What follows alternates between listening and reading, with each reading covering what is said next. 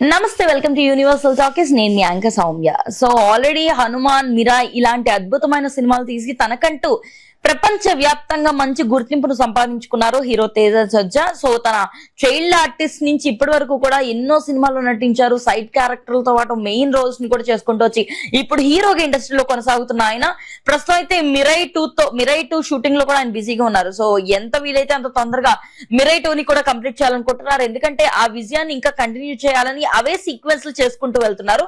So next రాబోతున్న సినిమాగా so ఈ మిరై 2 తో పాటే ఆయన నెక్స్ట్ మూవీగా జాంబీ రెడ్డి 2 ని కూడా ప్లాన్ చేస్తున్నట్లుగా అయితే వార్తలు వినిపిస్తున్నాయి. సో జాంబీ రెడ్డి ఎలాంటి సక్సెస్ ని అనుభవించిందో మనం చూసాం. సో తెలుగునాట అలాంటి ఒక కొత్త కాన్సెప్ట్ తో వచ్చి జనాలు అందరి మనసుని దోచుకున్న ఆయన ఇప్పుడు అదే దర్శకుడు ప్రశాంత్ వర్మ దర్శకత్వంలోనే జాంబీ రెడ్డి 2 స్క్రిప్ట్ ని కూడా రెడీ చేస్తున్నారంట.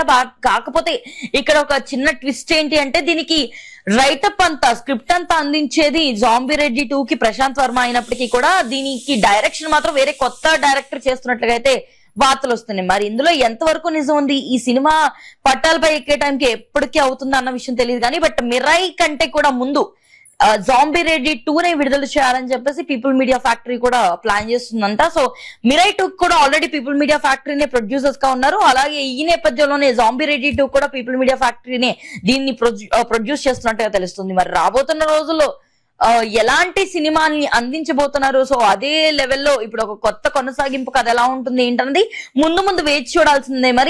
మరి ఇలాంటి ఒక తేజ సజ్జ ఇలాంటి ఒక సినిమాలు తీసుకురావడం ఖచ్చితంగా తన కెరియర్ కి ప్లస్ అవుతుందని అయితే ప్రేక్షకులు అమ్ముతున్నారు. మరి ఈ సినిమా గురించి మీరేమనుకుంటున్నారు కామెంట్ సెక్షన్ లో తెలియజేయండి. అండ్ మరిన్ని అప్డేట్స్ కోసం యూనివర్సల్ టాకీస్ ని ఫాలో అవ్వండి.